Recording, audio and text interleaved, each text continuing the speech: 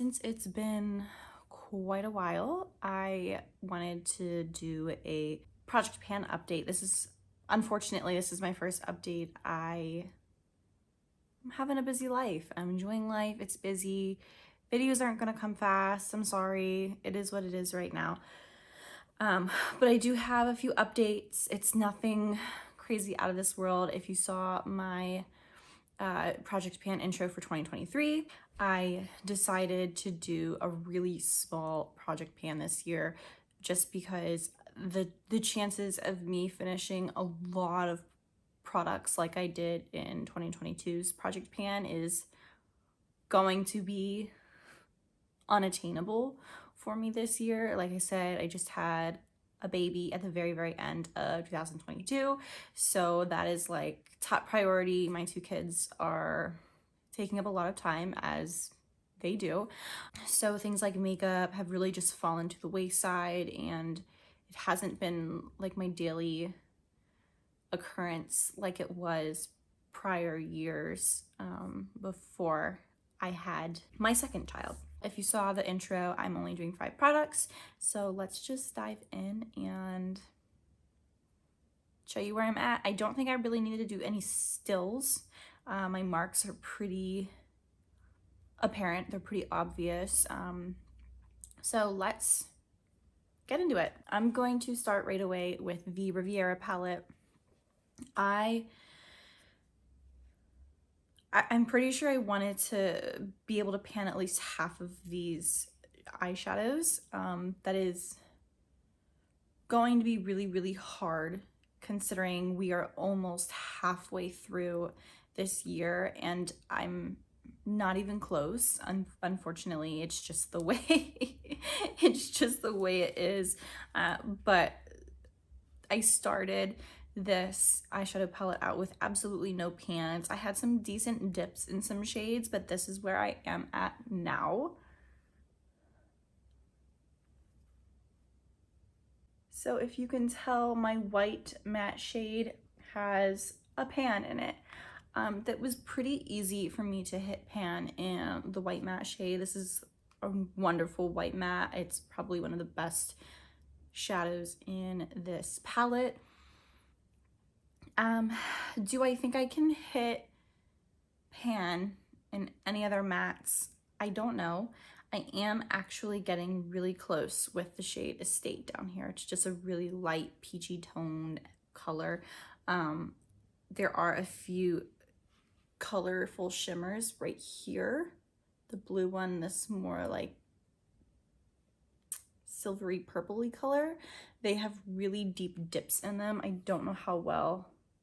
There, you can kind of see the good dip in the blue there. But there's some progress, very slow progress. I haven't used this palette very often. Again, I'm not really going anywhere. I thought by now that I'd be going more places, but you know, when they say no two kids act exactly the same, they're not kidding, because my son, when he was 6 months of age and even younger, we took him places all the time, and he was a really good baby with being out in public. He never really was like stranger danger. My daughter, on the other hand, is complete 180. She doesn't like being in areas that she's not used to. We tried taking her out for my husband's birthday, and she had a meltdown at a restaurant where there really wasn't even that many people. It was like a weekday lunch. She lost her mind. So going out and getting ready with like eyeshadows just hasn't really been a thing. So me hitting these pans and these eyeshadows are really genuinely just coming from creating looks, which also hasn't been very often considering I don't have the time. So far, just hit 1 pan. I do have some good dips, not where I want to be at, considering again we're almost halfway through 2023, which is kind of crazy to think. Next up was my Lime Crime Wet Cherry lip gloss. This is one of my favorite lip gloss formulas. It's more of like an oily type of gloss. It's really smooth, type of balmy gloss. I love it. It's one of my favorites. It's in the shade Naked Cherry, and there is good progress. Again, this is really only, you know, quite a few months, but the top line was from the beginning of the year, and then the very bottom line here is where I'm at now. Making good progress. I think I could still do better. I think I could finish this. I truly think it's going to take me all year to finish it, but I do think I could finish it. So we'll just keep trying with it.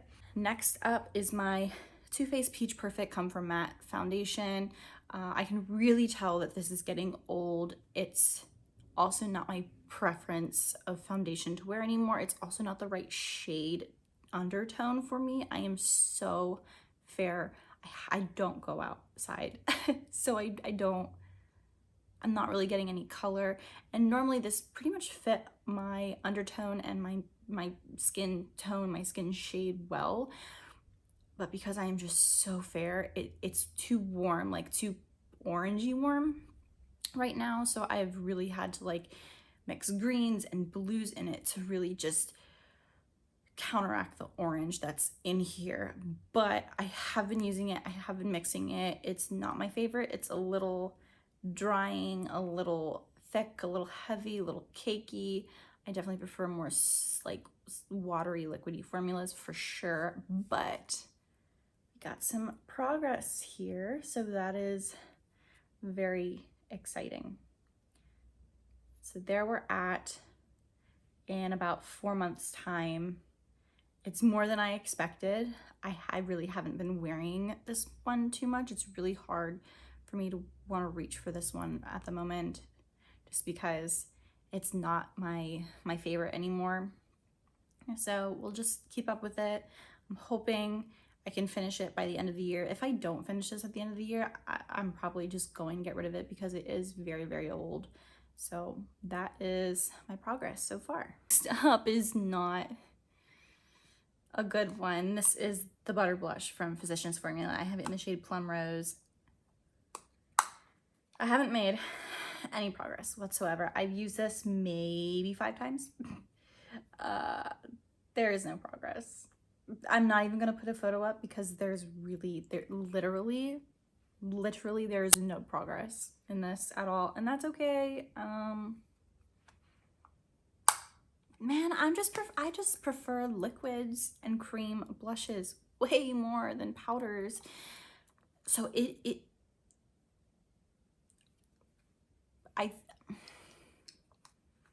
I don't know if I'm gonna hit pan in this. I don't expect to completely pan this. I don't think that was ever like a thought in my mind that I would get to, but I thought I'd at least get a pan in it.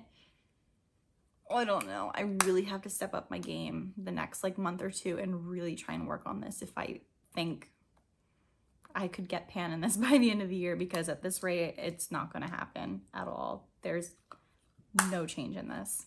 I really underestimated the adding a blush. I knew that was going to be really hard, and it was going to be as hard as the eyeshadow palette, but oof, woof.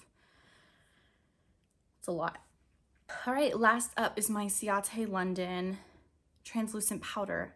I use this all of the time. Every time I am wearing makeup or I'm just playing around with makeup, I'm using this. I really love using this to set underneath my eyes, around the edges of my nose, between my brows, a little bit on my forehead and chin. I use this a lot. I really love these like HD translucent finishing powders. They're great, and I've made quite a dent in it. I have like on the side of the jar here, you can kind of see like December, January, and then May, which is the month we're in now. But this very bottom line is where I'm at now. The powder's a little messed up, so you can't really tell.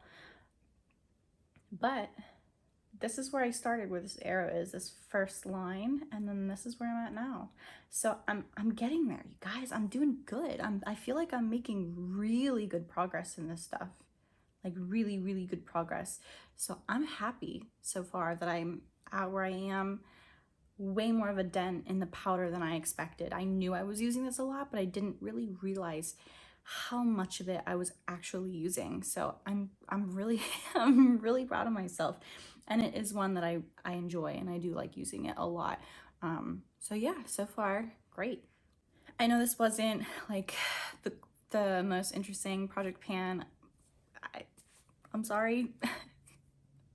Maybe next year I'll have a really wild one, but this year it's not so much. Do stay tuned for some of my trash videos because I do finish a lot of other products that aren't in my project pan. So stay tuned for those because you're gonna see some stuff in there. But that is my first update. I know it's late. Hopefully I have at least 2 more updates before my my final last update of this year. So stay tuned, wait for some trash videos. You'll see more finished makeup, but also skincare and hair care. And yeah, thanks for watching. I know this was a quick short video, but I didn't need to have anything too long, and I'll see you guys in my next video. Bye.